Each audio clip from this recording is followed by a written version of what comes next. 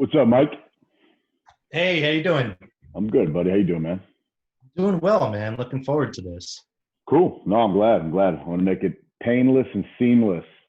And I was going to teach you the strategies on how we look at projects and properties up front, right, from a construction perspective, and then teach you some of the bigger ticket items and what they cost.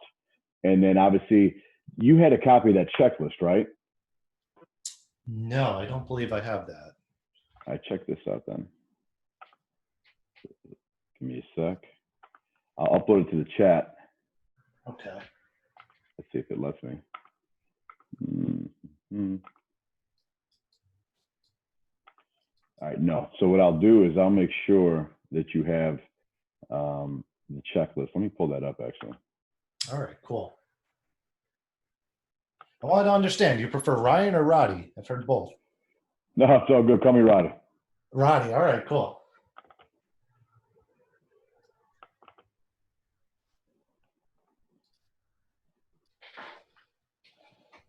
All right, cool. So I'll keep that up. We'll wait for everybody else. It's just going to be Katie, right? Yep. Yeah, Perfect. we're the main ones on here, so. Perfect.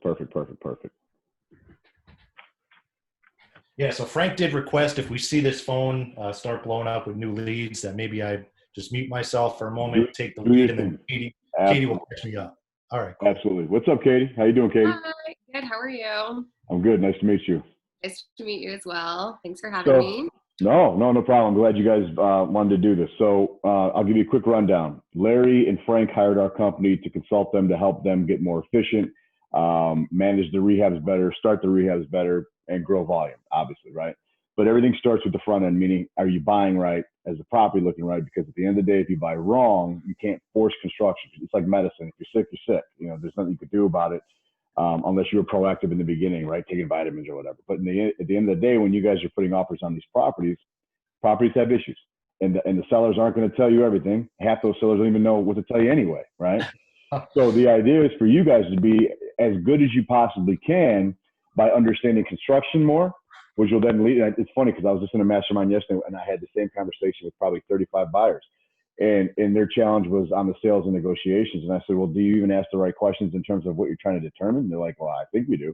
And I said, it's simple. It really, really is. At the end of the day, you want to think about a certain few things that matter. And that's what I want to run through with you. So one of the ideas that I came up with as we create a new workflow is that obviously you two are going to be the true front end, right? You guys are really going to be the ones that are going to determine what that level of rehab is going to be. Because if you can do that, and then it goes, my point is, then it goes to the next level, which would be like the Bob, the Mary Ann's, and I think Nicole's her name. Yep. It goes to that team to just close the deal. But who's to say they're going to be around? What if it's all you, right? What if it's all you guys that have to screen them? You have to figure out and determine the level of rehab, and then you got to close them and make an offer, right? So I'm going to operate with you in that capacity that you're doing all three, okay? And I think the best way to do that is to take a look at some of the checklists that we've created for you so you have an idea of really what matters, the things that matter in the property that are going to be make or break on construction budgets. Because what you buy then goes to construction, and if the construction budget is not there, the company as a whole doesn't make a profit. That's one. Two, we all know how much lead time that takes, that you guys have a 21-day diligence period. And then some of these projects don't start for my understanding, 30, 40 days, which is ridiculous, right? You can't, it takes too long. So our way of analyzing your entire process as it sits now is we're trying to figure out where can I cut some fat? Where can I just cut that out, and remove that link, connect the chain again, remove that link, connect the chain again, and reduce time. That's the whole point of the process. So you still with me, Katie? Yes, absolutely. All right, cool. So bottom line is some of the ideas that I want to talk to, and then I'm going to show you a checklist that you guys can use. When I walk properties, and I'm going to talk to you as a contractor, when I walk properties, the first thing I do, and you can't be there physically in most cases, I get that, probably more cases than not, you're not there. You have to act as if. Some of the diligence you can do is to compare the neighborhood pictures by using Google, right? If I were physically there, I sit there and look in front of a house and I compare all the houses on the block. If I can't be physically there, I do the same thing with Google Maps. I try to compare and see what the block looks like because it gives me ideas immediately to see what does this property look like. It gives me an idea to see if the house on the left and the house on the right have awnings and your house doesn't have awnings, or vice versa, right? Your house has awnings and nobody on the block has awnings. So that might tell you right off the bat, right? Because you're looking for those detailed triggers. You're looking for intel.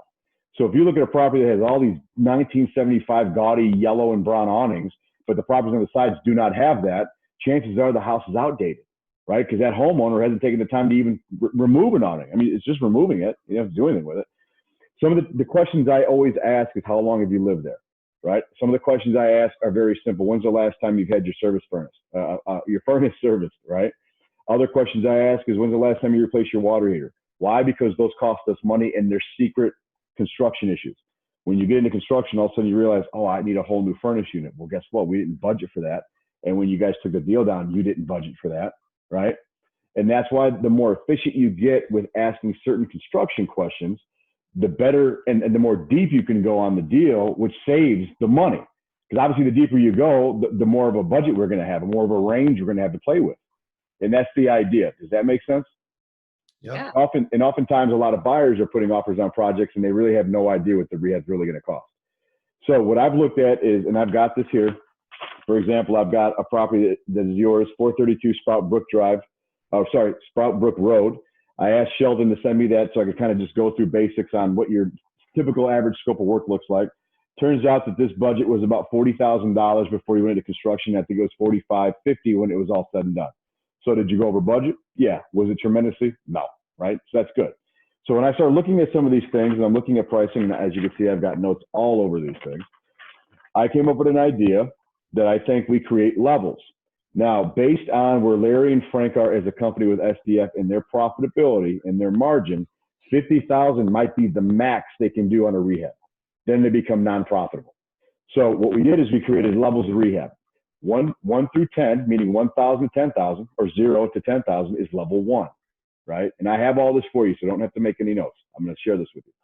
So 0 to 10,000 will be a level 1 rehab. I've also put in there those checklist items of what does a level 1 rehab look like for you guys. Level 2 is 10 or 11,000 to 20, and then 21,000 to 30, and so forth. Level 5 being 50. If you're able to look at this checklist, and I'm going to share it with you here. Give me a sec. If you're able to look at this checklist while you're talking to this seller, before you even talk to the seller, you're doing some diligence. The idea then is this becomes instinct. You start asking these questions naturally because you're starting to find a rhythm of, you know what, I think this is a level 4 rehab all day long, right? I'm sitting here, I'm talking to this guy. I seem to go through my check marks. I obviously have advanced past level 1, clearly from the answers you give me on past level 2. And all you're doing is you're giving yourself an actual, legitimate, realistic ballpark. Then when it gets sent off to Sheldon, Sheldon's in that ballpark. And that helps, right? So in the instance that you're the ones who are going to actually make that offer during that same call, this will help you make that offer. In the instance that it goes to Bob per se, and Bob's got to be the one to follow up and close, then the intel that you're providing him goes into a system. And FYI, Larry and Frank are going to actually buy our software system, my own second company. That's a project manager tool for rehabbing. So it's going to help all your team collaborate. So I'm speaking a little further ahead than what you guys already know. But in this instance, it'd be you guys creating your deal, figuring out where you need to be. You put that data into the system. Bob's able to pull that and retrieve that data. He gets to see your check marks. Bob knows what level that you guys presume to be at. He can then make that offer. Bob does not have to go and reiterate what you've already talked about. Bob does not have to go and ask questions you've already asked, which annoys the seller. That's the idea of being efficient. So if you guys are truly the front end and Bob's the back end to the buying process, you're giving him all the intel possible to make the best decision possible. Let's say Bob doesn't exist and it's all you. Then you're doing yourself the favor of giving yourself the best advantage to making a better offer on a realistic deal. That information still gets put into a system. Sheldon and Kyle are able to rip that from that. So now we're eliminating text messages, we're eliminating emails, we're eliminating a lot of other software systems that you guys may or may not be using. You're going to start using a construction platform that universally is going to be able to let your company all talk to each other. And at any different process, at any different time in the process, from the acquisition all the way to the sale of the property being done with construction, anybody on the team can always log into the system and see where they're at on the project. And that's what's cool about our system. There's a live chat feed in there where you guys can talk to each other. You can literally, Mike can do his thing. Boom, got this done. I think it's a level 5. Put that information in. He punches in, he uploads it, punches in his data. He assigns it to Kyle. Hey, Kyle, this one's ready to go, level 5 all day. A couple things you might want to keep in mind that the seller mentioned was X, Y, and Z. Bye. Next one, efficiencies. And that'll help you guys move this process a lot faster, sooner, and smoother, So we're not looking at 21 days of diligence, because during that time period, we're actually going to be helping Frank and Larry hire what's called a construction coordinator, because that's what they're missing. A construction coordinator really starts taking that information. So when that project that you guys have taken down, the buying team has put it under contract, it then goes to the construction coordinator. It's off your books forever. You'll go about your business. Any other follow-up that needs to happen won't be with you guys. Why? Because what we're going to start doing for you guys on the front end as well is we're going to create the expectation and the next step process document that's going to go with the contracts that you send to the seller. So when they get their information, and it's the contract, right?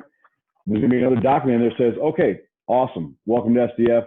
Here's the next steps of what's to come. And then we're going to actually detail what's going to happen over the next 2 weeks, which is we're going to have inspectors go there and look at the property. We're going to have an HVAC guy go certify the furnace. We're going to have a roofer go certify the roof, right? So now it's not you guys having to follow up, and it's not them having to follow up with where we at in the process. We're going to outline that in a single document, share that with the seller. They'll always have that next step. They won't bother anybody. Again, efficiencies, smoother, faster. Does all that make sense? Love it. Yeah. So that took about 3 weeks to figure out your model, but I figured it out relatively quickly. Some models take months. It just depends how complex it is. I think at the end of the day, there's two things we're going to do for your company. One, we're going to buy better, and then two, we're going to rehab better. That's it. Once we do that, you guys are firing on all cylinders. So with that said, when we're down the phone and we're talking to these sellers, the things you want to consider immediately are the mechanicals. In your mind, you want to try to figure out how old the mechanicals are, or at least when they were serviced and how long ago that was. You want to get an idea of the pictures on the roof. Now, we all want pictures. We know that, right? And we all know that some of these sellers suck at that. They don't give you enough information. They don't want to do it. They bitch and gripe. We know that. But the reality is we've got to walk them through that to get as much intel as possible. So just think of that from an intel standpoint. I need intel. But the more diligence you can do before you make the call, because I know when the lead comes in, you guys call like immediately. I got you. I get that.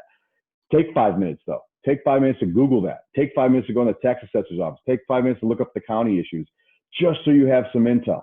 And then you go into that call. What's up, Kyle? You go into that call, and then you're able to say, okay, I have an idea of some questions I want to ask, because I actually saw a Google map of what this property looks like. And you know what? It looks pretty outdated, which gives you those ideas like I need to ask more questions then. If there's a basement, right? So here's what I'm saying. You look at a property on Google Maps, you compare it to the two houses next door, and you realize this one's severely outdated.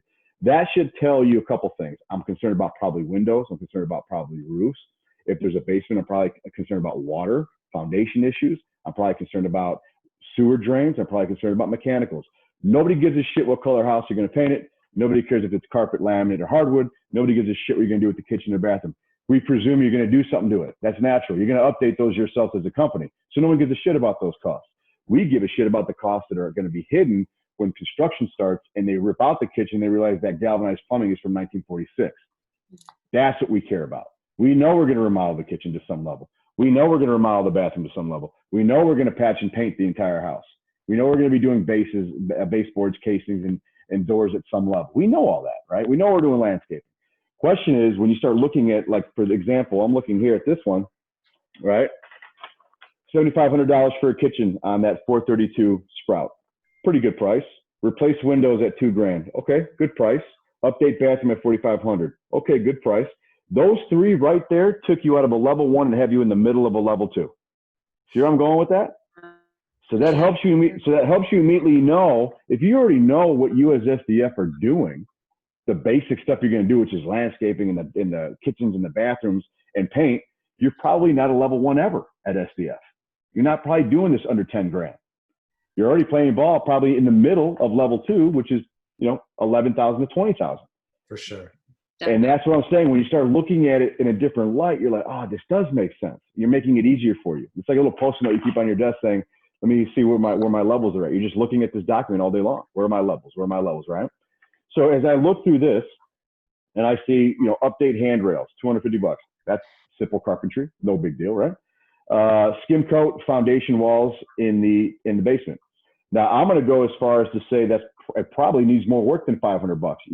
If you're skim coating foundation walls, usually you're skim coating them for a reason. Why? Imperfections and cracks. Well, if there's cracks, there's probably water or moisture.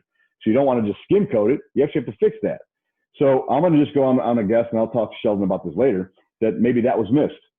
And that's exactly what I'm saying is that's a missed opportunity to have caught that in the beginning, because when it's all said and done, he's got $500 in there. That could easily be a $2,500 problem. Doesn't sound like a lot of money, but if his budget was $40,000, you're not $42,500, right? So when you went up to $40,000, that was a level 4. $42,500 became a level 5. Wow. Right? Because you're right there on the border, right? 11,000 to 20,000 is level 2. 21,000 to 30,000 is level 3. 31,000 to 40 is 4. And now we just went over. Now so we're level 5. And the reason why that's significant, that itty bitty piece is significant, because maybe at level 5, Larry and Frank decide, you know what, it's too risky. We're going to pass on it. They could pass on it literally the same 2 days that you guys have taken the deal down, not waiting 30 days to pass on it. Yeah. So this process helps them not waste time passing on 50% of these projects. They can literally pass on these projects the moment you're putting an offer on it, looking at it, saying, this is a level 5. And what you do is you simply say, okay, you put that back in the system and you notify Frank and you say, hey, Frank, this is a level 5. Why don't you review this before we do anything? Frank can make a decision that day. No more waiting weeks on end, because you guys are being much more effective and efficient in the front end. You're helping this domino effect move faster. Got it. Yeah, it makes perfect Does all that start to make sense? So Yeah. I'm just using this as an example. I'm going through it. I'm looking at electrical. He's got about $2,000 allotted for electrical. Plumbing, he's got $2,500 allotted for plumbing. Landscaping, $1,500, which I think he could still get down. But at the end of the day, you know, he is legit. This one's a level 5. And at a level 5, Larry and I and Frank have been talking that we may want to consider those heavy. Anything under 40, we're taking that down, right? That's the idea. We're not wasting time. We're taking it down. You guys bought right. Sheldon's going to finalize that scope of work. Let's move to construction. But anything over 40, level 5, we need to look at it. Is it truly going to stay 42.5? Or are these risks because of more plumbing, because of more electric, because of more roofing, because of more windows, because of more water damage? Are these going to actually take us into a level 6 where now we're not profitable? Because that's the idea. Is it's not necessarily, sure, you can still take down a level 5, but what if that level 5 gets to 49,000, right? There's always change orders in redevelopment, right? Rehabbing is redevelopment. You're taking something that was older and now you're going to try to make it newer. So old things aren't going to stay together. They're going to fall apart. They're going to break. They're not going to work. Old things do not fit with new things, naturally. Now in development, which is new construction, everything's new. There's really no change orders because everything's bid fresh. That makes sense? So in redevelopment, there's always change orders because the homes are old. And there are always going to be changes because you know damn well that $40,000 is not going to fix what the house really needs anyway. We're just trying to make it happen within that budget. That house, every house needs $100,000 easily, right? But we don't have budgets for that. We wouldn't be profitable. So by knowing that logic, you're like, all right, well, we got to make 40 work. Can we make 40 work? Or are we going to surpass 40? And if we surpass 40, how much are we surpassing it? Is it $4,000? Is it $1,000? Is it $5,000? Is it $10,000? Because the higher it goes up in that level 5, the riskier it gets, because there will be change orders that might take it over the hurdle. And all of a sudden now we're not profitable. But it all ties together cohesively now. So you understand now in the very beginning when you guys are talking to the sellers and you're getting some intel and you're making these decisions, a lot of your questioning, a lot of your concerns, in my opinion, should be heavily geared around the things that really cost big money. And even big money on a repair. I'm not even suggesting a replacement, but even on a repair, they might cost a couple $1,000s, and a couple $1,000s here and a couple $1,000s there keeps adding up. So let's look at the checklist. But did everything I just kind of say give you a roundabout? Is it making sense? Yeah, definitely. Absolutely. All right, cool. Yeah, this is very cool stuff. This is something that I always kind of felt was missing, but it was never deemed necessary, so we never dove into it. Sure. And so it's just very cool to learn this stuff. I'm loving it. No, I'm glad. And that's the idea. That's the whole idea behind our company. Like I said, I'm a licensed contractor. I'm actually in the process of renewing my license right now because it's about to expire. Mm-hmm. But my point is, that's how we've always found success flipping houses. That's what thousands of homes.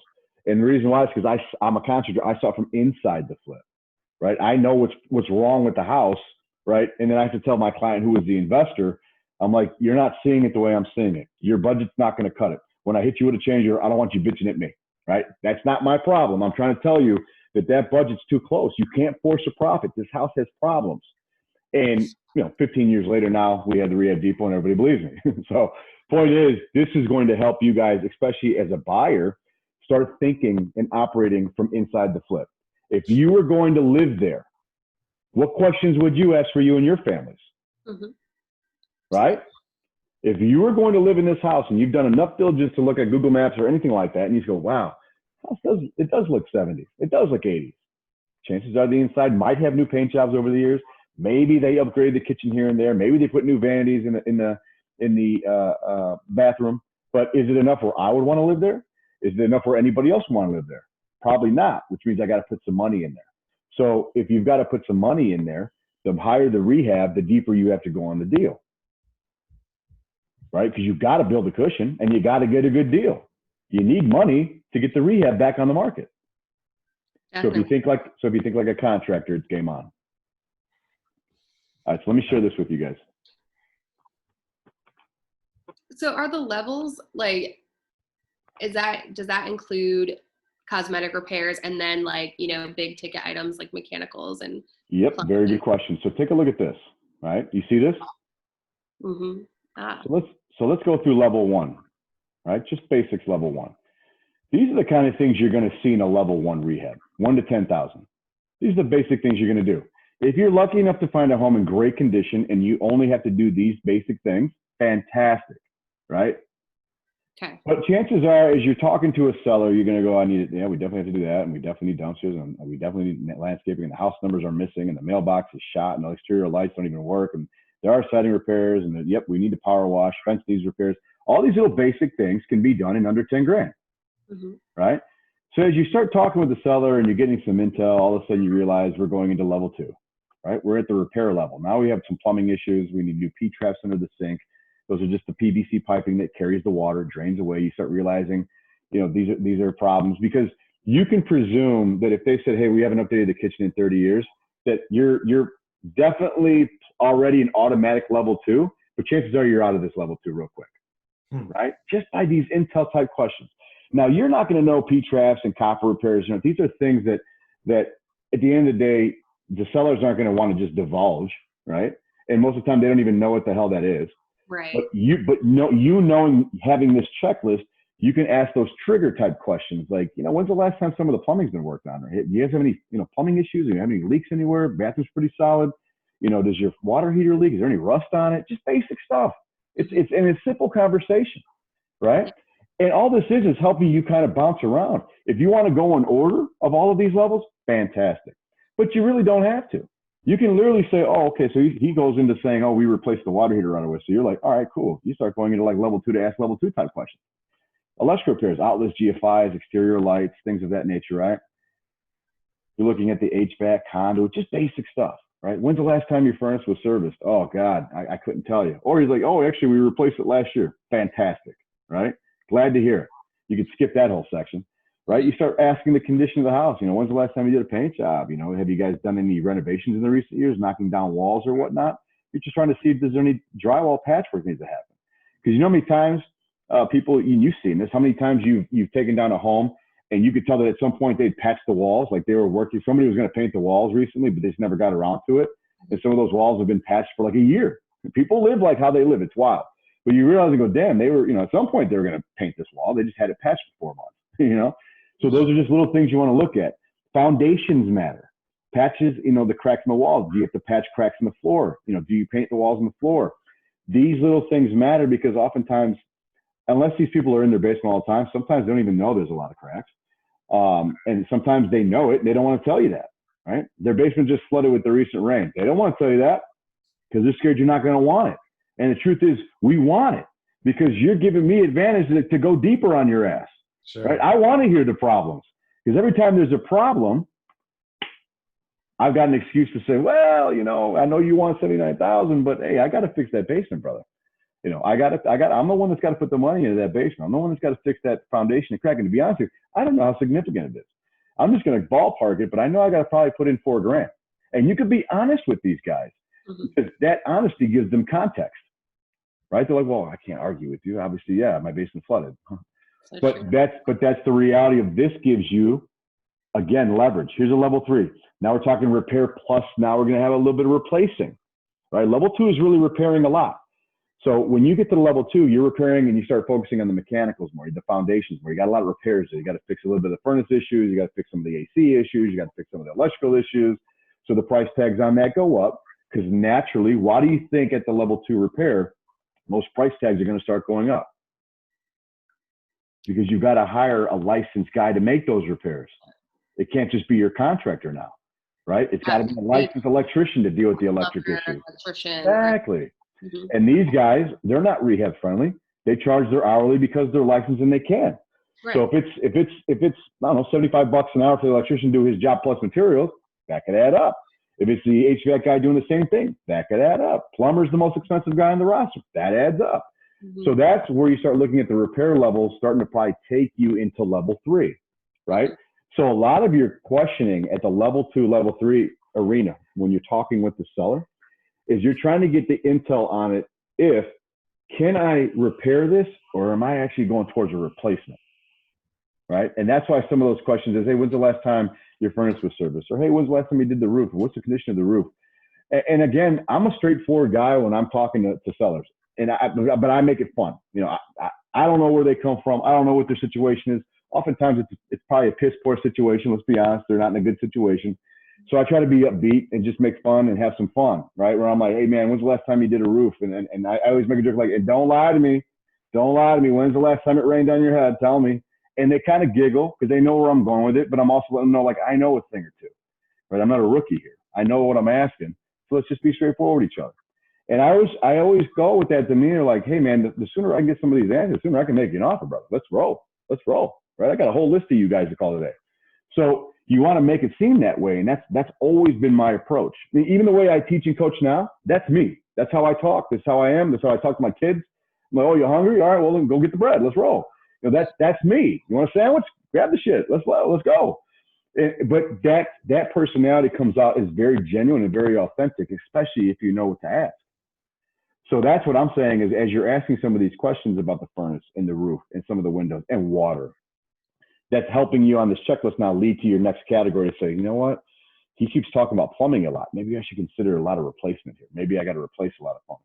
So maybe you stay on that for a minute. Maybe you start asking, like, well, what's the plumbing like in the basement? Is there any new PVC? Is there any new is it the galvanized plumbing still there? Is it the original plumbing since you moved in 30 years ago? Have you ever updated the plumbing in the 30 years you've lived there, Mr. Robinson? Yes, no? No. That kind of thing. Mm-hmm. That will help you make a better decision. So obviously level 3 is what? 21 to 30. Mm-hmm. So now we're looking at the level 3s, the repairs and replace. Obviously now we're going to talk about the things we're going to be replacing. Tiles, vinyls, carpets, hardwoods, refinishing hardwoods, right? The kitchen's obviously going to get remodeled to some level. The bathrooms are going to get remodeled to some level, right? Half baths are going to get remodeled to some level. You're going to start looking at trim packages being like the base that goes along the base floor and the casing that goes around windows and doors. Because oftentimes those are gouged, they're chewed up, dogs have scratched them, or they've just been nicked and cracked and kicked for 20 years without replacement. All of that is minor at the end of the day, because the homes that I've understood that you guys are purchasing are not very large in terms of square footage. So the costs are able to be reduced, because when you look at trim packages, trim is measured in linear feet, meaning length. So it's not area. So when you're looking at painting or you're looking at flooring, you do the area, right? The length times width. That's your area. 10 feet by 11 foot room, that's your price. With trim, it's linear.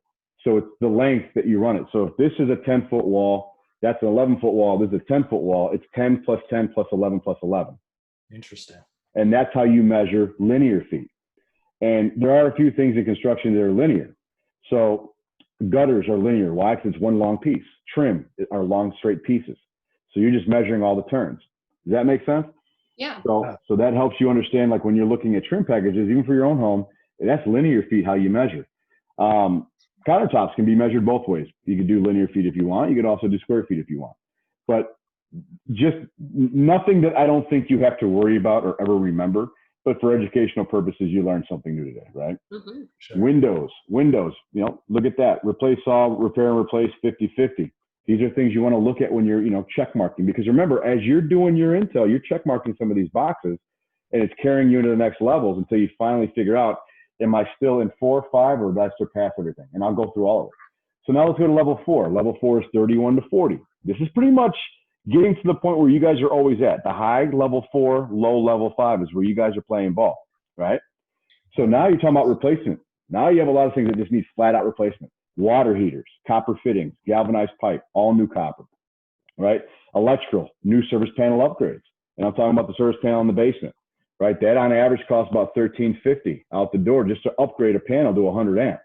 You don't have to worry about a 200 amp upgrade, which is more, unless the square footage of the property is 2,500 square feet or more. At 2,500 square feet, they consider it custom home. All right. And obviously, you're not probably buying anything that's 2,500 square feet or higher, from what I understand. So oftentimes when you're talking about service panels, those are things you want pictures of, right? The furnace is something you want a picture of. The water heater is something you want a picture of. A shot of the basement is something you want a picture of, because those tell a lot of stories. Some pits, right? Ejector pits, right? All these things that try to carry water away from the home then become your problem.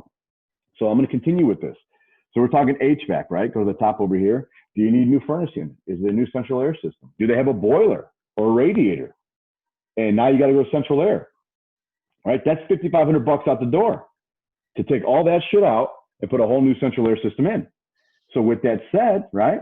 With that said, those are costs that you have to consider at that replacement level. That's why level 4 can make or break you when you go into level 5, because at that level, you are replacing what needs to be replaced. It's not repairable anymore, right? Especially if they say my furnace unit, I live there.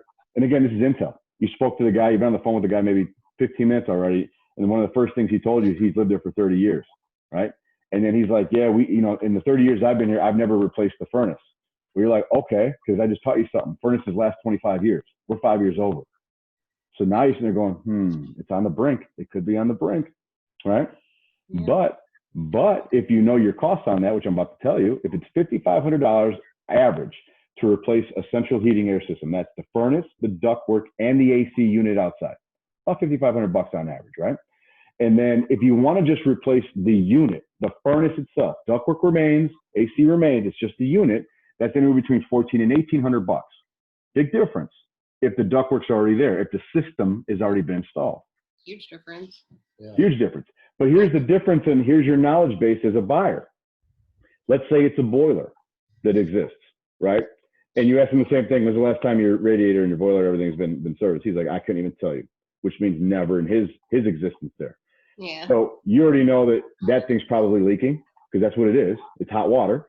It's probably damaged. It's probably got the homeowner special where they've just repaired it themselves year after year, and it probably still leaks, right? It's damaged other things. Point of telling you this is, if you guys decide to go to central air, which you should every time, right? That's 2020. We need efficiency. Then that also tells you that to install a new central air system, what's going to happen in that scenario? What's going to happen in that scenario is there was never ductwork run through that house.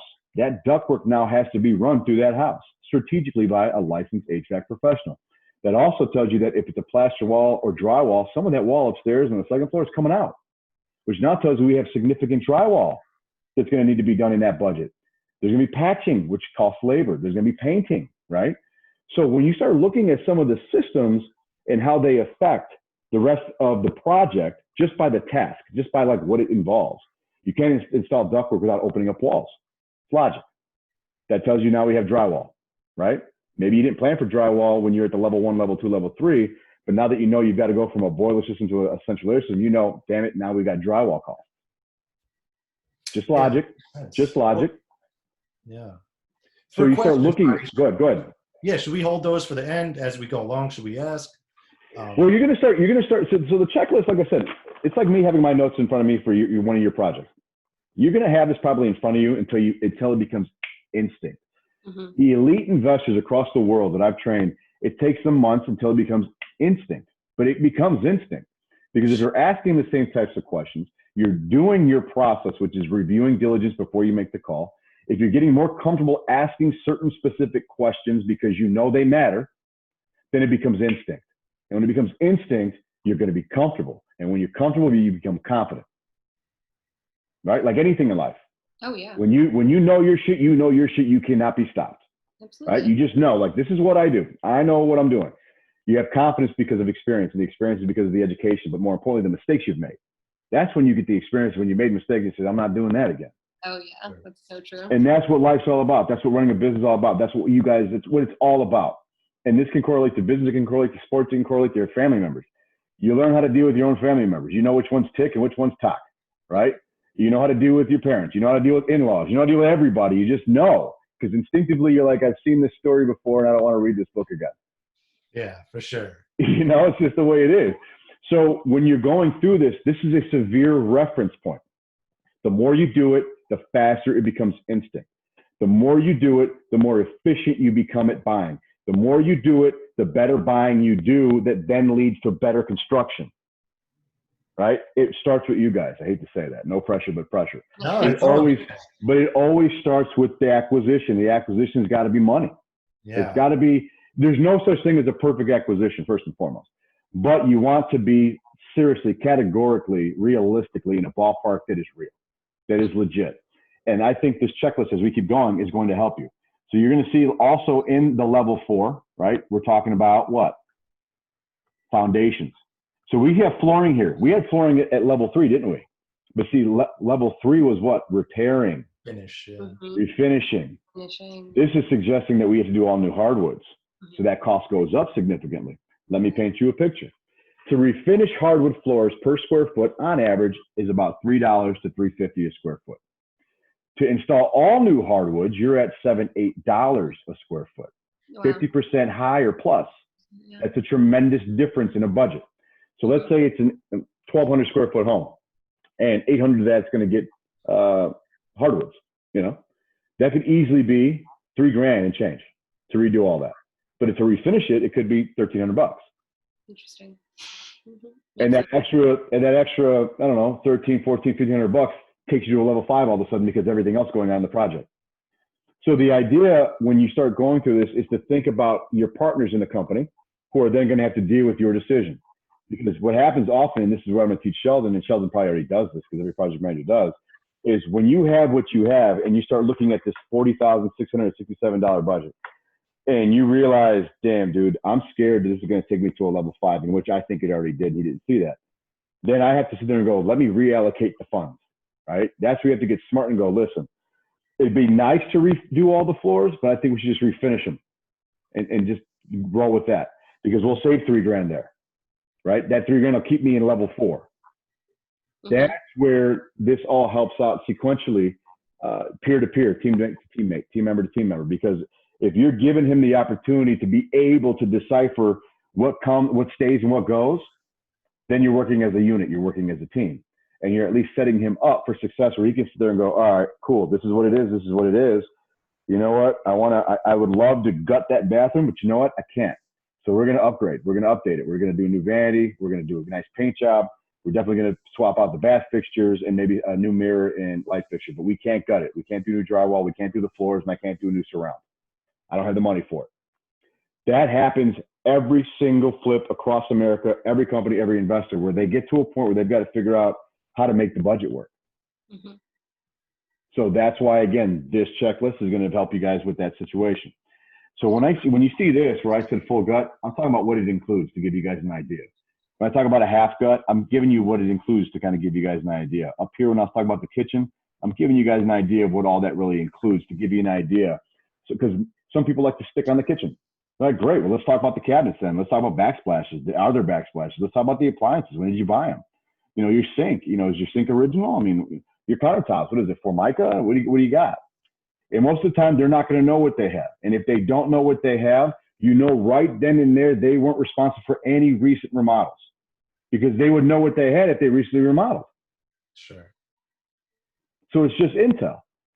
Same thing. Oh, your vanity, is your vanity built into the wall? Is your vanity a double bowl vanity? Is your vanity, is it, can you describe the vanity? Is it brown? I mean, is it oak? If they can't describe the vanity, it's a piece of shit that's original. They never upgraded it because if they did, they could say, oh, I got this new pedestal sink that I just put in last summer. Oh, I got this new white country style vanity with a white granite top. It looks really nice. I got that 2 summers ago. It's going to be very fresh in their mind what they have done to their property. And if they don't know, they haven't touched that shit, presume it needs to be replaced at minimal, repaired at minimal, possibly replaced. Mhm. That helps you kind of navigate the checklist. Do you see how this works now? Yeah, Oh, for sure. yeah. Very clear. I guess one thing that comes to mind is understanding the age and when things go bad. So someone says their windows are Sure. 15 years old. Okay, do they need replacing at 15 years? Like, what does that look like for different? Better question is to ask if your windows are vinyl. Okay. Asking if their windows are vinyl suggests that they have newer windows, that recently, in the recent years, they've installed fresh windows. Why? Because you want to, if they say no, they're wood, you know all those windows got to go, right? Because wood is the original window to all houses, right? And then you have the aluminum. Remember the steel looking ones that we all probably grew up in? That was like our era, right? You know those aren't efficient. They're not energy efficient. They probably don't lock and close. They probably are missing screens, right?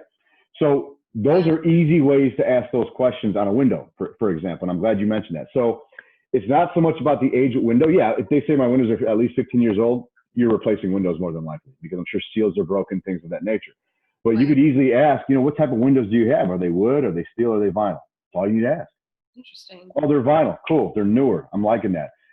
Any issues with your windows? The majority of them lock, close, screens there. They're like, oh yeah, we have a couple issues with a couple windows, but nothing major. Fine, noted. You're still in the repair mode. No problem, right?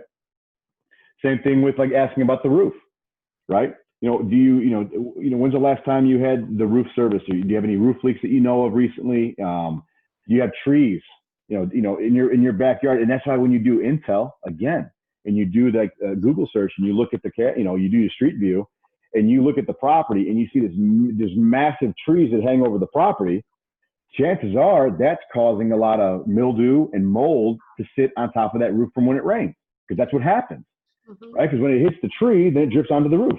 Sure. So those little things tell you, like, I bet you that roof's aging faster than it would if those trees weren't there. But at the same time, you can also look at the picture and do that, swivel a little bit as much as you can and look for the gutters. Are there gutters? Because you have to have gutters. Are there even gutters there? No. All right. Make sure we got to get gutters. Are there downspouts? Right? Sometimes you see gutters, but people forget to look at the down. Well, where's the water going? Is there downspouts? Right? And then other things to think about, since you're on this mic, like little secrets to think about. And just so you know, I'm always here, dude. You guys can text me, email me. We have a private chat on a separate project manager system that I have for all the guys, like Frank and Larry and Sheldon and Kyle. I'll add you to that. So if you guys ever have a question, you can really say, hey, Rotty, I was looking at this property. It looks like there's windows. I'll say, upload the picture. Let me see it. I'll always be there to help you guys look at it the way I look at it until it becomes instinct. Awesome. Okay? So I want you to know that. And if you're looking at deals and you're in a rut, call me. I'll walk the deal with you. We'll virtually walk the deal together. Awesome. All right. I got your backs on that. I just want to make sure you knew that. So with that said, when you're looking at a property, especially virtually, try to get as much of the property's physicalness as possible. Try to look at the tuck pointing if it's all brick. Try to look at the roof. Try to look at roof lines. Is it bowed? Try to look at the roof. Is it curved in, meaning like it's sagging? Try to look at gutters, downspouts. If you know that the property has water issues, right? The homeowner's like, yeah, it smells moist down here. From time to time, there's water that comes in the corners of the basement. You can actually tell a lot because things connect. In construction, one thing always affects another, right? So if you're looking at the gutters and you see downspouts, but you don't see elbows pushing the water out or extensions, chances are that water is going right down into the foundation, back into the basement. That's why downspouts are important, is to carry the water away. Yeah, makes sense. So you can look at a project and a property ahead of time and look at it and say, I see gutters, but there's no downspout. So that water's just pouring in, landing on the side of the house, and it has nowhere to go but back into the house. Because water finds a way. It will seep into any crack, anywhere, in anything. So water's getting in. So those are little common things that we can do to fix that. Okay, we're going to add 6-foot extensions for $20 a corner. No big deal. Basic, right? Obviously, from the pictures, you can all see windows from the street level. You can see the condition of the windows, right? You can see the condition of the door, see the condition of the porches, see the condition of the landscape in the yard, the sidewalks, the fencing, the driveways, probably the garage. So that's what I'm saying, is a lot of that little bit of diligence, when you receive that lead, if that lead comes in right now, I would say, Mike or Katie, jump on, go do some diligence for 5 minutes, then make the call. Give yourself the advantage, right? It's like you don't go into a gunfight with no bullets. Go load up, and take your ass outside and fight, you know? Yeah. Wild West. But you're not going to go out there unarmed. For sure. That's my point. Give yourself an opportunity to do some diligence. This sheet alone will be awesome for you guys. Let's continue to level 4. You have piers, steels, and columns. You have roofs, roof shingles, and new roofs, things to consider. So at that level, when you look at all the different things in this replacing, you're talking about plumbing, electric, HVAC, roofs, foundation, flooring, and you realize, yeah, there's a lot that went on there. Now you're at that teeter-totter space of, okay, we're going to be approaching the 40,000 and up mark. Can this deal be done? And then you're looking at, yeah, you could have a snack. And then you could have my daughter. Yeah, have a snack. I'm almost done. And then we can go outside. Okay, you get your snack.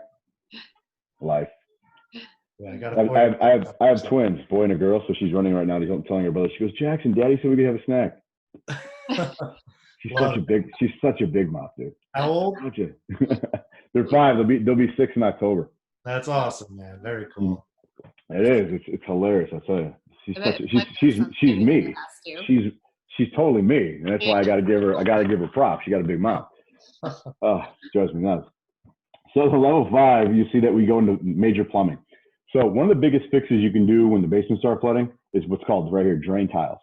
And drain tiles is on average $4,000 to $6,000 for your average 1,500 to 2,000 square foot home. Okay, that's the range you're always going to be in, but that's a big ticket item if you didn't plan for that. Every basement in the Midwest, right, and the East Coast and the Northwest needs drain tiles, flat out. Okay. I've consulted this year after year, house after house, client to client. I'm like, start adding drain tiles to your budget. It'll save you headache, and the house sells for more, and it appraises for more because you basically made your house a fortress. It will never leak, right? So drain tiles is something you do in the basement where they trench it 3 feet deep.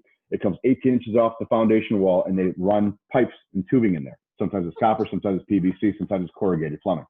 All that does is it takes the water that comes through the foundation wall and it carries it to the floor drain. The floor drain carries it out to the sewer. That's all it does.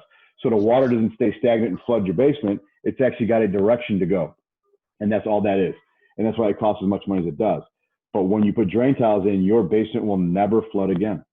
Unless you've got an ejector pit or a sump pump and the sump pump fails, which you should swap out every 2 years at least, right? And that's part of this other thing is anytime your seller is telling you, we have a sump pump or we have an ejector pit, I would automatically make a note and document that we need to replace that sump pump.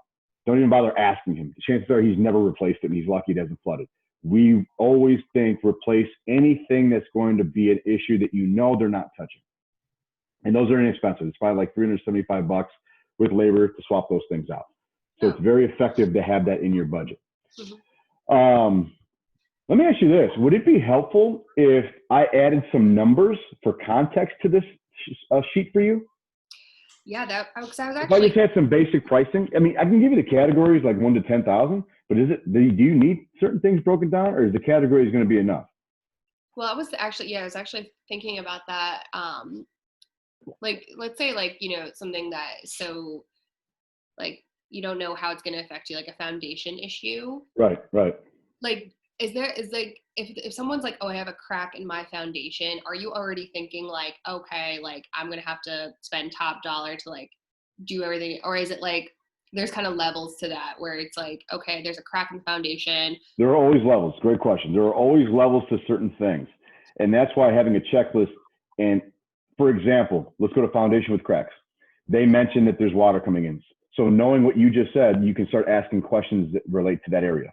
So you could say, okay, are the cracks significant? Are there lots of cracks? Are there cracks on every wall? Are the cracks actually on the wall? Or are they like in the crease of the concrete floor in the wall? Are they in the corner? So you can actually give directives to go in the direction of an answer you want, right? Because again, they're not going to know how to answer your question. Right.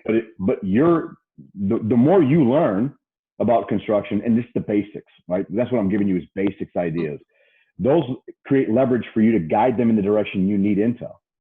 So really, to answer your question, yes, you're able to take something so small and keep digging deeper on that issue until they give you more and more. And then you're like, all right, there's a lot more yeses here. Yes, there's a crack here. And yes, there's cracks on all 4 walls. And yes, there's cracks on the wall and on the floor. That's helping you carry into a next level. All right, we got, it sounds like we don't have just basic foundation issues. We might have significant issues. Right. And that's where this comes in, where I have piers and columns here and foundation, because that's where when walls are like this, they're bowing in, or if you have like a concave, like just a bow, it could be a million reasons. It could be that water over 50 years has softened that soil so much that it's falling into the house. It could be that those massive trees in the backyard have massive roots that are pushing into the house, right? There's a million reasons for these things, and they're all logical. There's nothing scientific. The funny thing about construction is it's not scientific. Construction actually stands for make it fit, make it work, right? That's why you have engineers and architects, so they can build it to code so that these buildings and properties don't collapse. You have to build it a certain way, but it's not a science, right? A touches B, and there's a piece that connects them called C. That's it. You just have to know what works. And that's why, sometimes you hire these contractors, like, in general, you're hiring a glorified handyman, right? Some of these contractors don't deserve to be contractors. They're not experienced enough to know how to even build a home. Why are you building a home? Now, I understand you're going to take a shot. You got to grow. I'm with that. But don't sell yourself. I always tell contractors, don't sell yourself as a home builder if you've never built a home. Because that's a whole nother ballgame, right? So my point is, those little innuendos, those little bits of leverage will help you when you're looking at those areas. It'll help you guide the seller into those areas. Because really what you're looking to do is you're trying to cover your ass on this checklist as much as possible. So when you carry it on to the next level, whether it be the actual buyers or your CC, right, you're giving them what they need to be successful. If it's you and it's all said and done, getting the intel and making the deal happen, again, you're giving yourself an advantage, because if you're the one that's also going to make the offer on this project, you're literally going through your checklist going, I got a significant amount of checklists. And you can bounce around. I'm not saying go in order. You can bounce around based on the conversation you're having. Sure. But one of the things I always tell buyers is try to have a construction conversation. Try to have a remodel conversation. Try to have a design conversation, because those are going to help you understand how deep you need to go. You can't just guess this shit. A lot of investors go, oh yeah, it's going to be $50,000. And I go, how'd you know it's $50,000? Well, because I've done these houses before. Okay. Well, every house is different, right? Yeah. Every single house is different. But ego gets involved, right? Ego gets involved. Investors think they know everything. They've done a couple of deals. They feel good about it.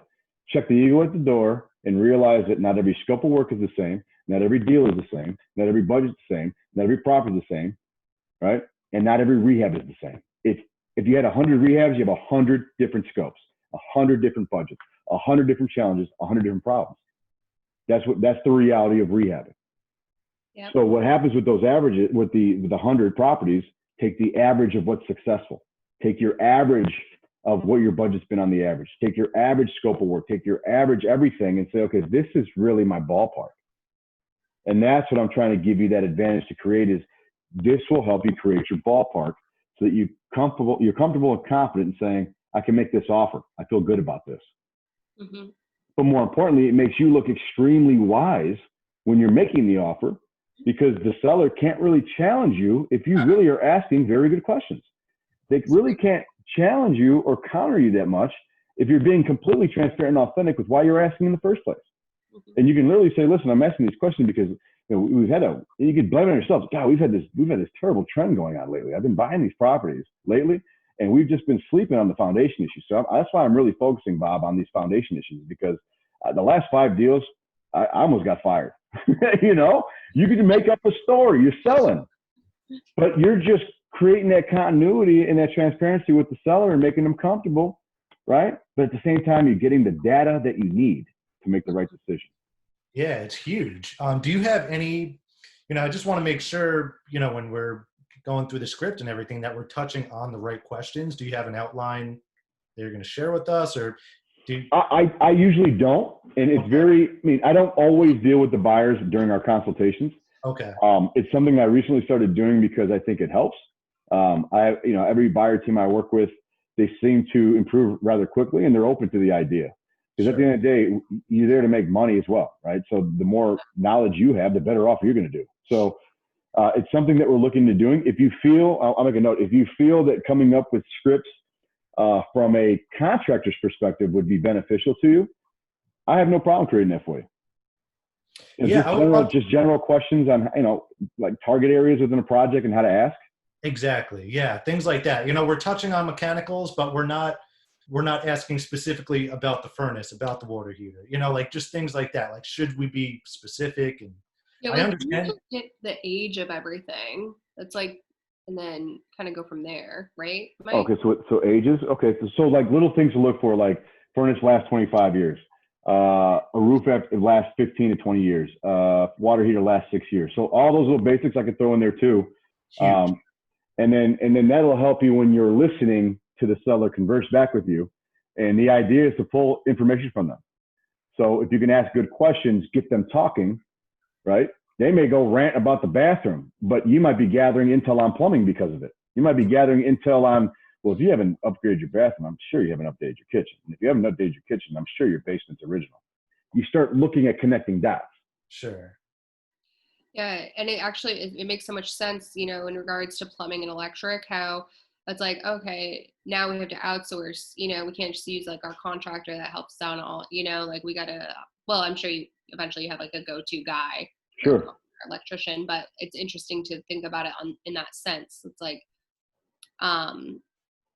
because like there's been times when, I've talked to sellers and, they've definitely been open about like plumbing issues or whatever, but it's interesting to know like what the scope of cost for that type of project would be in, regards to the actual, material needed, the square footage of area that needs to be replumbed, and then like the cost of, the professional that needs to do it. So that's interesting to think about. Yeah, for sure. I agree. It's an interesting perspective, again, coming from the contractor side of things. And I'll also obviously invest in real estate now over the years as well. But then I was so focused on trying to understand my client, which was the investor. And I would realize oftentimes they didn't buy right. And I think at the same time, a lot of investors are just trying to become better at just that alone. And they're trying to become better at marketing, and they're trying to become better at acquisitions and the whole thing, right? Until you get to a point where you can hire staff and hire team members. And I think this is going to be a huge bonus for you guys moving forward with Larry and Frank, because you're going to be able to set them up better. And if you can set them up better, everybody else can make faster, swifter decisions, more educated decisions. Absolutely. That really makes sense. And I think at the end of the day, you guys can become rock stars at this. And actually, even for you, think of it this way. Let's talk about your time, because your time is valuable, right? Everybody's time is valuable. You're in these conversations. You're following up on a lead. You start going through all this stuff. You realize real quick, we can't afford this project. Thank you. Have a good day. Right? On to the next one. Versus wasting so much time and follow-up for a deal that Frank will pass on. Totally.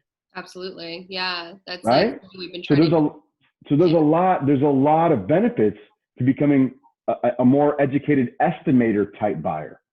The estimator type buyer. I actually might put a course together because of that, because I'm starting to see a lot of this. A lot of people are liking that.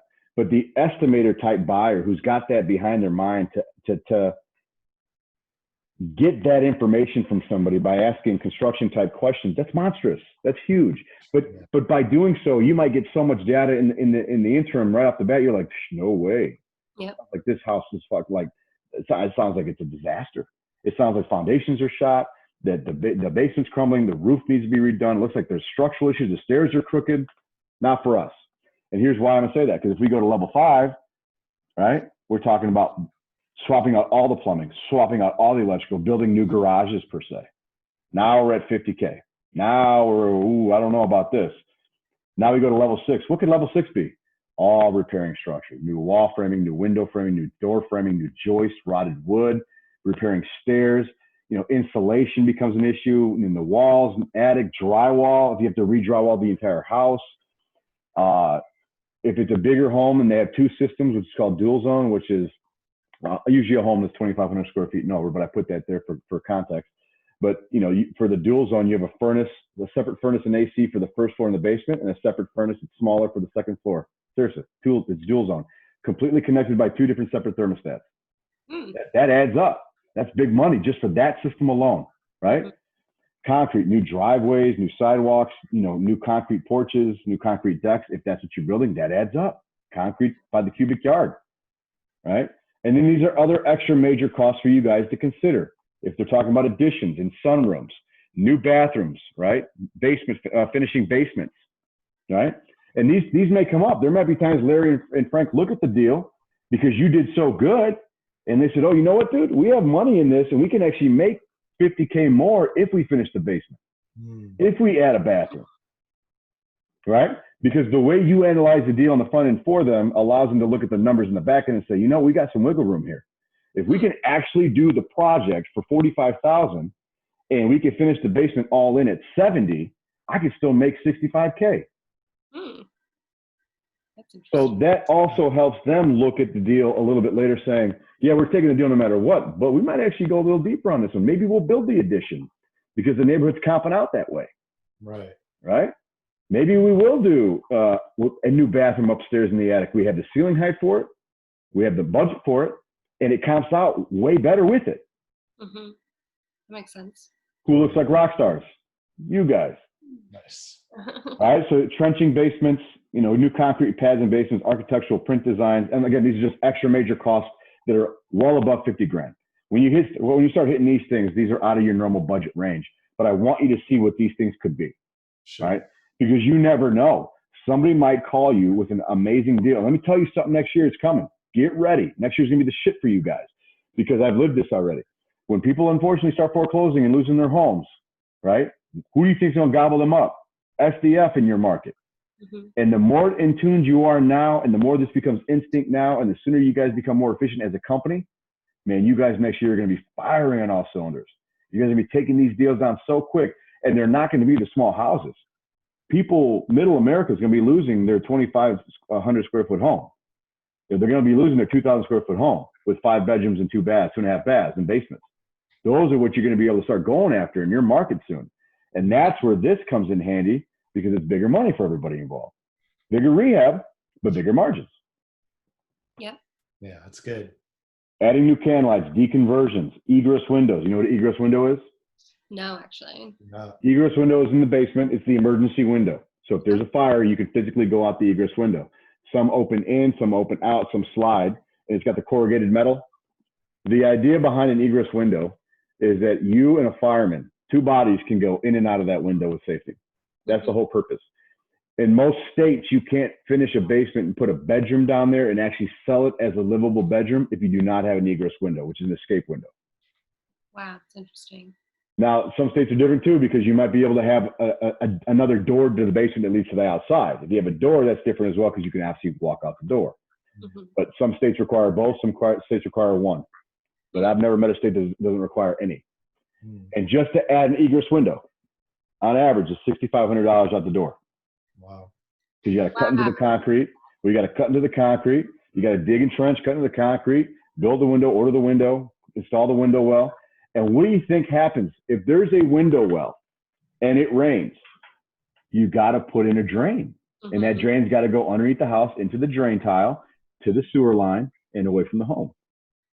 A lot of people forget when you install an egress window that you need a drain pipe. And all of a sudden they put it in, the house is brand new. It's under contract. It's being shown. I've had clients do this. It's being shown. It's under contract. It rained the night before. The basement flooded from the window because the water had nowhere to go. Oh, man. I could tell. You see all these grades? I'm only 38, man. I'll be 39 in 2 weeks. 9/11. 9/11 is my birthday. But I'll be 39 in 2 weeks. But that's a lot of grades for a 38-year-old, man. That's what it takes to run a business in this industry. Yeah. But anyway, 2 3-story porches, septic fields, right?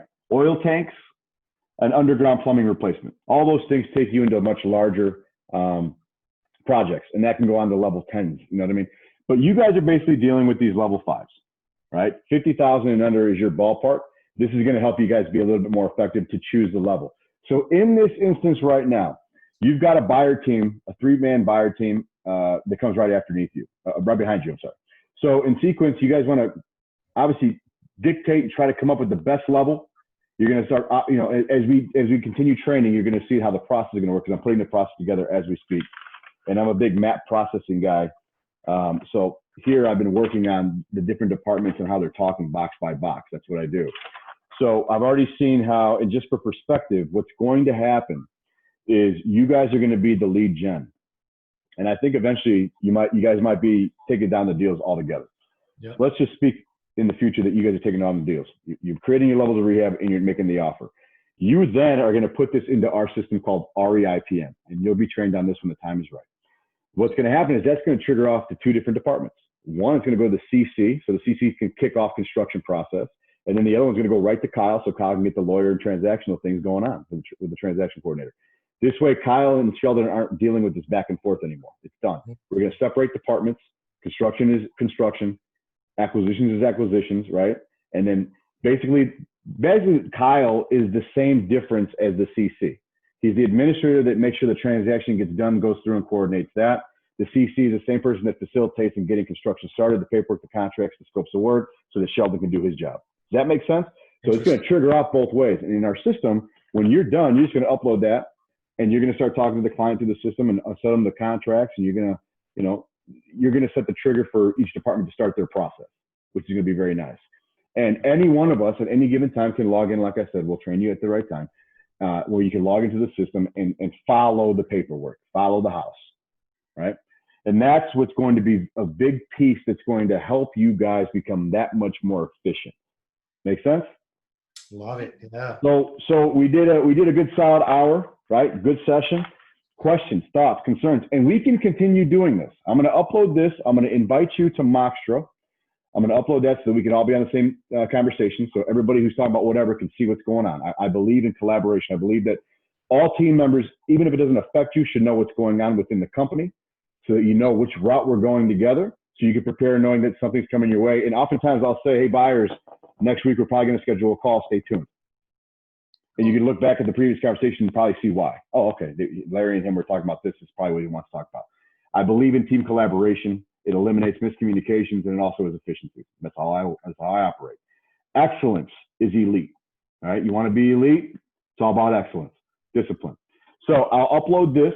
I think actually I've already uploaded this, I believe, to Moxtra, but I'll make sure I do that again. You're going to get an invite in your email in a few minutes.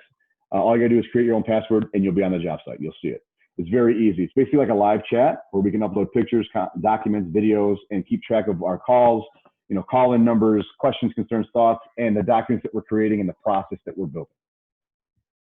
Yeah, very cool. Well, we have access to this recording as well, just to reference if everything I do is recorded. So what I'm actually going to do for you guys, I'm going to stop sharing this real quick. What I'm going to do for you guys is I'm going to create a Google Drive just for these. Okay. And there's numerous calls we've done over the last 3 weeks with all team members.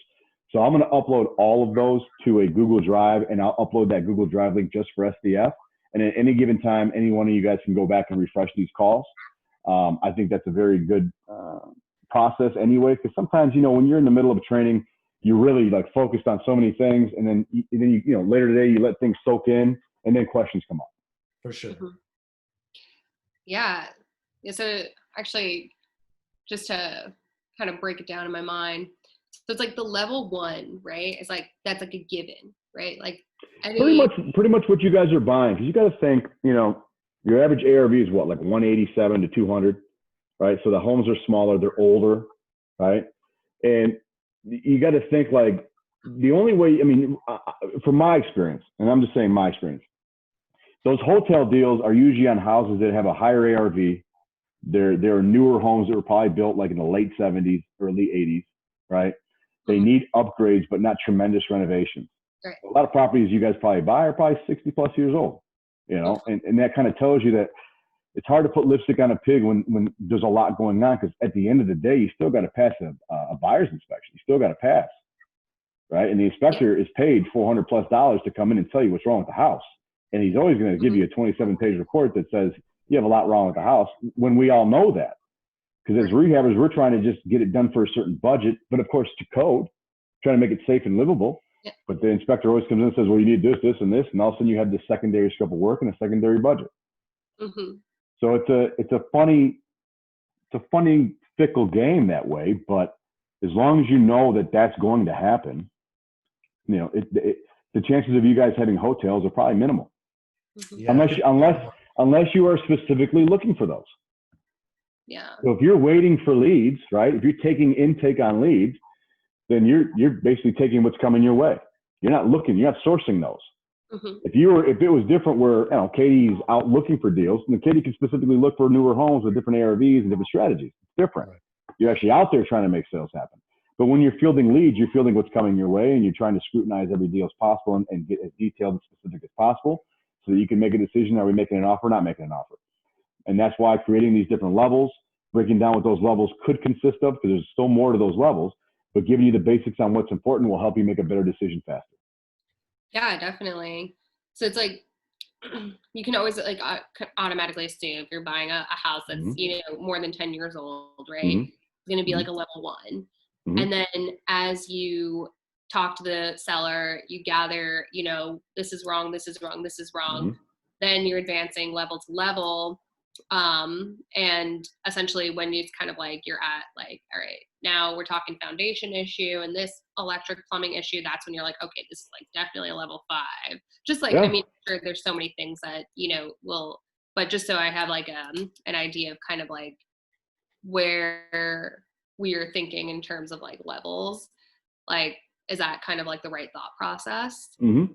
Okay. Yes, because if you're trying to determine, the region that you're probably going to be in, I would imagine that if you said, okay, based on, the conversation we've had today, we're a level 3. We're somewhere in the level 3. We're essentially 30 to 40K. I don't know where that's not your job to figure that out, but it's your job to determine the level. Yeah. So that then helps you make a better offer, because then you do the math on this and go, okay, well, I got to go 60% of the market or 70 or 50, whatever your model is, right?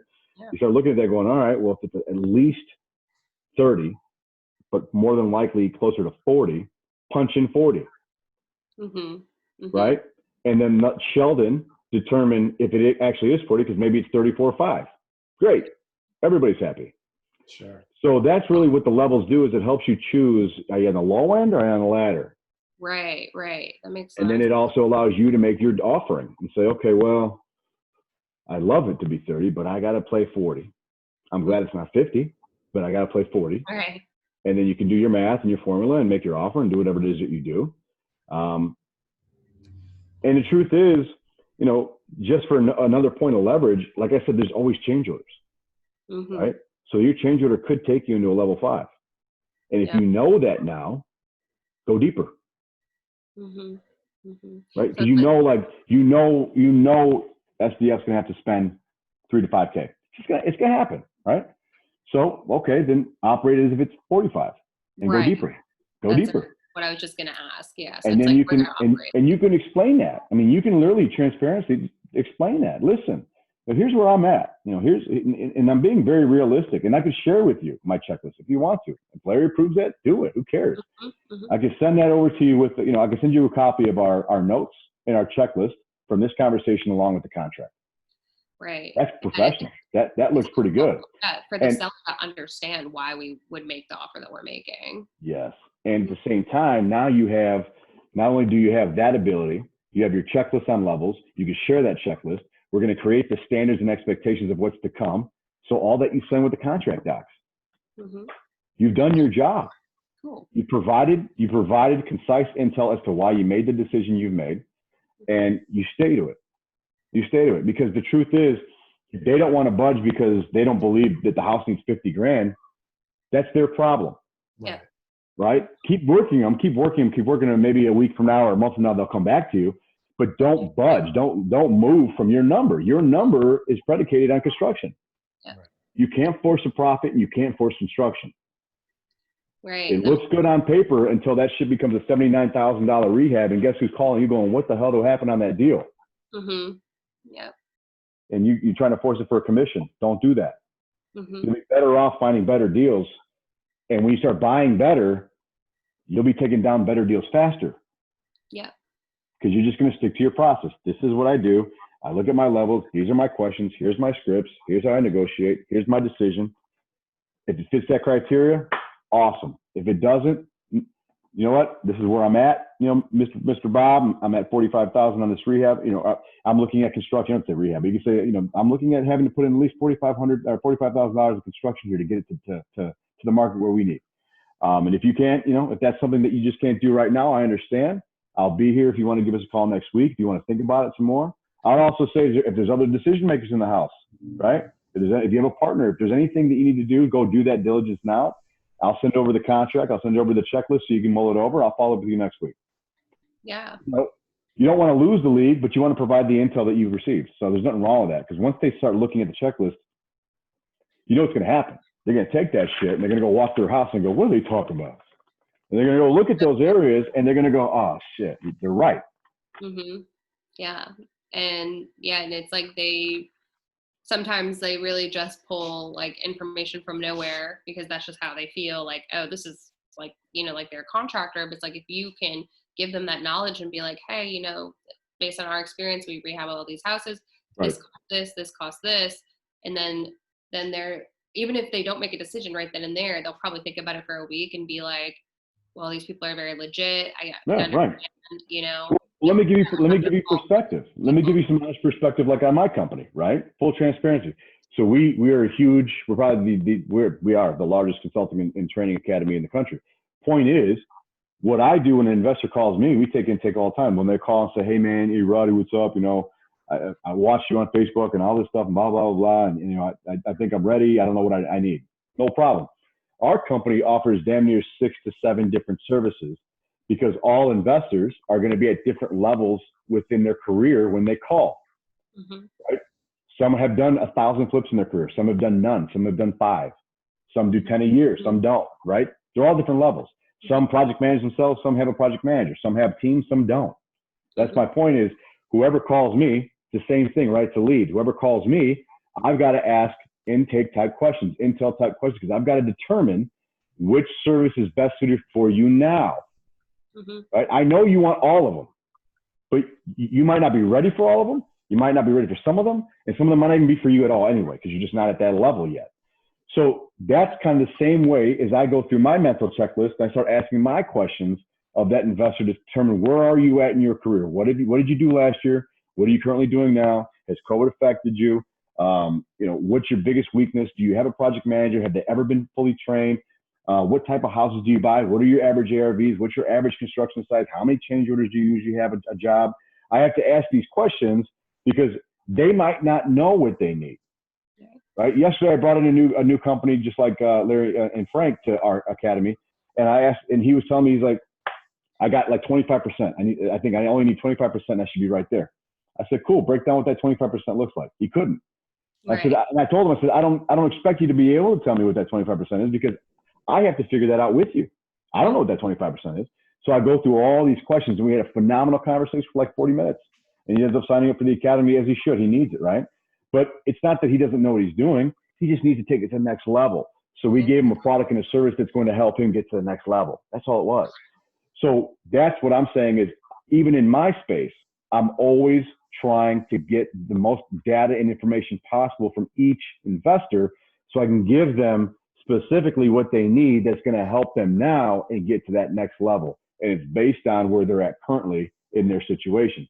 Much like a seller, it's currently, where are you at in your situation financially? How long have you lived there? How old is the home? What condition is the property? Here's my offer. I'm here to help you, and you're here to help me. Interesting. Yeah. And I wanted to give you that analogy because I live that life in my business, right? I have to really dissect these investors to figure out and help them understand what they need. They know they need something. I don't know what they need. I have a pretty good idea what they need, right? But I have to actually ask them, what do you need? So many people are like, I want to go to boot camp. I'm like, okay, cool. How many flips have you done this year? I actually have never flipped before. I'm like, then you're not ready for boot camp. Boot camp is for seasoned investors who want to go learn something specific, like KPI tracking.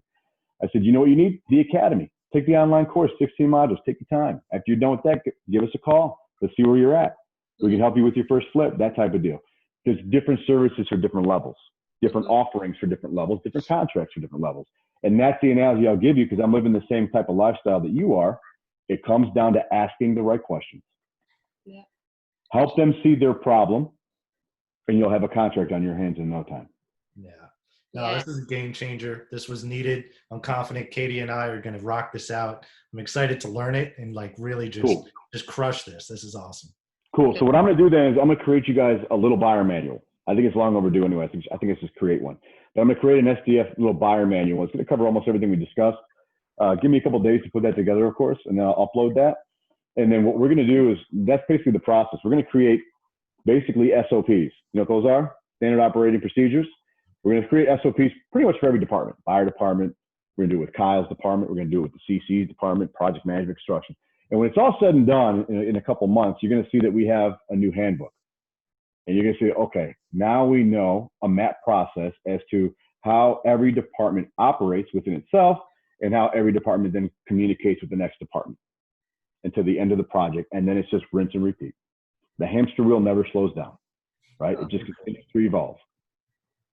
Interesting. Awesome. Cool. Love it. This is awesome. Awesome. I'm glad you guys got something out of it. Give me a couple days to get on that. We have, today's Wednesday, so I've got training with Larry and Sheldon tomorrow. However, I might postpone that because I want to get this situation step by step done first. I want to get buyers squared away first and then move on to the next scenario. And it's also giving Larry time to hire a new CC. I know he's out there looking for one. I don't want to jump from department to department. That's not how I train and coach. I think it's the wrong thing to do. I'm a sequential type man, right? I'm a systems and process guy. So let me ask you this. Friday morning, I know you guys have meetings. Do you guys want to connect Friday morning for this call? And by Friday morning, I could have the manual prepared for you guys and we can run through it. That sounds great. Yeah.